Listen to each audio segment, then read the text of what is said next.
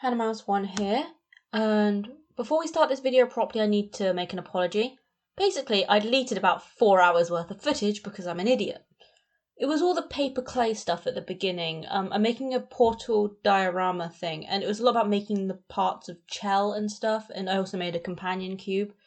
This video is still obnoxiously long, so it's not like you're being cheated out of content or anything. Basically, the paper clay bit was exactly the same as every other paper mache video I've done on my channel, so it's not like you can't find that content if you're really yearning to see it. And the companion cube was basically one of those nets you made in primary school on a very small scale, so it's not the most thrilling thing ever. Here I'm just assembling all the pre-made parts that I recorded in the deleted footage by just taking some really sticky paper clay and just using it to glue all the other pieces together. Yeah, like I said, I'm making a Portal diorama. Just because Portal was a great game and I wanted to make a scene from it. Also been really into dioramas lately, so yeah, I just wanted to make that, see where it leads. Here I'm making a turret, which is basically a pill on legs. I make 2 of them because you can see it through a portal in the set, and therefore it needs to be the same on each side of the portal, as you can see through the portals. If you play the game, you know what I mean. Yeah, I made a paper mache portal gun and everything, all off camera sadly, because I'm an idiot. So yeah, I attach the arms in a way that support the portal gun, as such, and I create a paper clay hand. Here I'm making the sleeves of the jacket she has tied around her waist. The orange, almost like prison-like jumpsuit that she has. Now I'm going to start making a scene for her. So I make some 1" by 1" tiles. I do a couple of them at once because why cut them all out one at a time when I can do like 8 of them at once if I wanted to. I actually end up needing a lot of these though. So yeah, I start off by making these 8, and they don't have to be exact. I actually screw them up a little bit on purpose to make them look a little bit more like tiles and not like pieces of cardboard shoved together. So they don't have to be perfect. The whole thing can be a bit rough and ready. And sorry about the poor lighting. There's 1 blind broken on the blinds in the window, and it was really sunny, which is crazy considering I live in the UK. Yeah, October's been really sunny, and it's like, never book your summer holidays in the summer. The nice weather comes when all the kids are at school. So yeah, here's me smacking the square tile with my pair of scissors to try and rough up the edges slightly. And I kind of just cut them in, and I make way more. I actually have to make more after this even, because I remembered that for my design there needed to be an even number of tiles in each row. So as you can see, I keep increasing the size of it because I needed there to be more. But everything looks good in the end, so yeah. I gave Chell her ponytail. You'll notice I jump around a lot in this sculpt. Like, I'll be working on Chell 1 second, then on the floors, then painting this, and then painting that. I do the heels of her god-awful shoes. They say these are designed to help her with fall damage, but considering she could survive flying head first into walls, I don't know how much they're helping. And honestly, the idea of running around and doing athletics in those sorts of heels? Poor girl. I use some random scraps of dried paper mache to add more texture to the tiles. I just glue those on.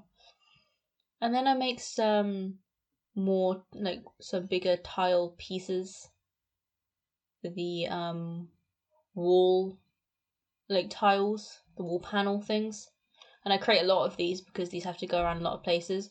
For the ones with the portal in, I burst through in this very clearly unsafe method of using a craft knife, but yeah, and then I use that point to cut into the rest of the portal, creating a nice loop as such. And then I start placing the pieces together to create some walls. And yeah, I'll add some grabby claw things to the portal gun. And now I'm going to add a square of paper to the back of the flooring, just to hold that together. Now I go on to painting. I'm going to use a very small amount of grey with some white acrylic paint to paint the wall tiles. It doesn't have to be acrylic paint. Normally I wouldn't use acrylic paint because poster paint's cheaper, but I'd run out of poster paint and I had acrylic paint, so why would I wait to get more poster paint in? Yeah, I don't know, like, I'll say acrylic paints are a lot more opaque, so if you want to do it in less coats, acrylics are the way to go, but there's no reason you couldn't do this with the standard issue paints that you have in your cupboard. Like, the paints I use is like 24 for 12 quid, so each pot of paint was like 50p and it's like stupidly cheap, and it's like, yeah. It's not like you need expensive materials to do the crafts I do. I use this grey paint to write the word fragile onto this panel, which will be one of the exterior sides. The idea was that I wanted to add some visual interest to the outside of the scene, so it didn't look like just some random box. And like I also wanted to make it look almost like it was a storage crate-esque thing. I'm not really sure what I was going for here, but this made sense in my head. And on this side, I write property of Aperture Laboratories, which is the logo which you see like on the front of Chel's shirt. And I do the little triangular circle thingy that is the Aperture Science logo. Yeah, I just paint that on. It's a bit messy, but it does the job. And I think it does add a bit of visual interest to the outside. Now I start painting the companion cube. This is like, I know the companion cube shows up in Portal 2 and it's in very limited scenes, but I wanted to add it in because it's iconic and adorable. And we all love the weighted companion cube. It's shocking how well Valve gets you to attach to a cube. I paint Chel's jumpsuit this bright orange colour. I do all her trousers in the same way. As such, just going all over it, getting into all the crevices. And I do her skin tone on her arms and her face. She wears this kind of tank top thing, so her arms are completely visible. And yeah, just go over everything as such. Yeah. So I do her face in the same way. All over, trying to get a nice even coverage. If you are using cheap poster paints like I am, it will take you a couple coats. I then do the blue of the portal gun, and I do her hair this brown colour. I do end up saturating this more, but this is the colour I started off with. I do her shoes in white. If there's an area of your model which is white, even if the clay underneath is white, I still recommend painting it, because it just makes everything look more consistent, which is always nice. I white out the whites of her eyes by just dabbing the paint into there. And I then add black accents to the portal gun. I then go onto the portals in the walls now that those backgrounds have dried. I start by just going around the edge in the orange colour, just to create a nice base to work off of. As such, just going nice and evenly around the edge. Then I smudge it out and just like use my thumb to just blur it out like there's light radiating from this magical space hole. as so, and I keep going over everything until I'm happy with that. I do the same with the blue. The blue is basically the same technique. And then I paint the floor grey, because it is darker than the walls in the game. So yeah, I go over all of that in grey. This grey paint is especially translucent, I find. I don't know why. The other paints are fairly opaque when they go down, even the cheap old poster paints, but this grey feels watery, and I don't know why. It dries pretty good though, so.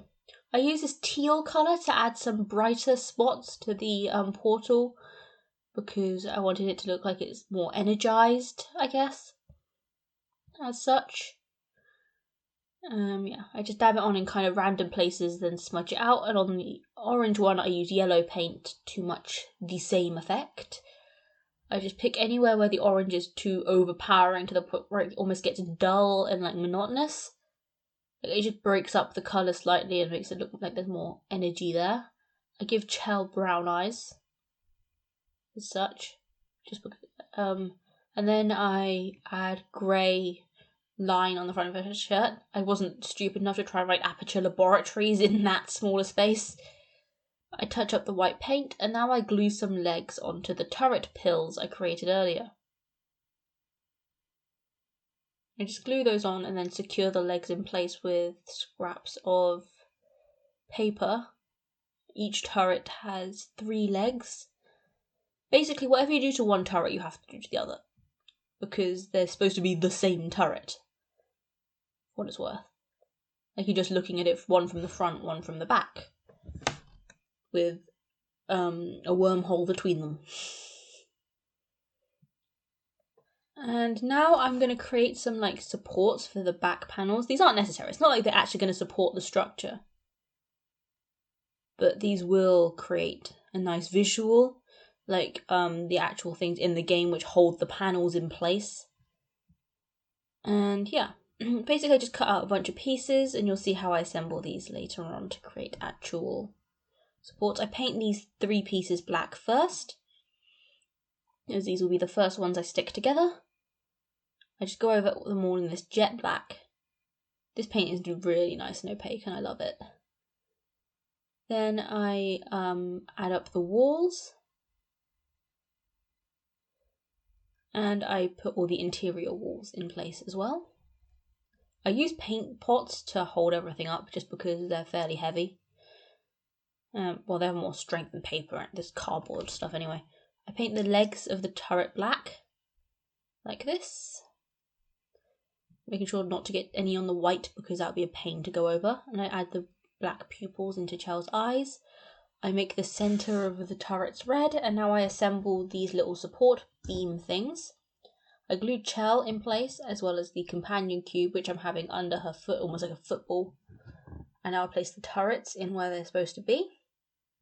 I prop up these support pieces onto black bases. And now I'm going to create a 2" by 2" square to go on top. These are kind of like the final details. I paint this a nice grey colour, as you can see. And then I placed that to cover the hole in the middle, just because it kind of bugged me how there was this hole with like no necessity to see down there. And this is the final piece. Gosh, I'm happy with how much detail is in this. I love it. I think it looks really cool. And like I said, I am sorry that I lost the footage, but this was still quite a long video, and it's not meant to be about paper clay as such. It's more about making the diorama in general. So yeah. So anyway, hope you enjoyed this video. I will see you next week. Bye.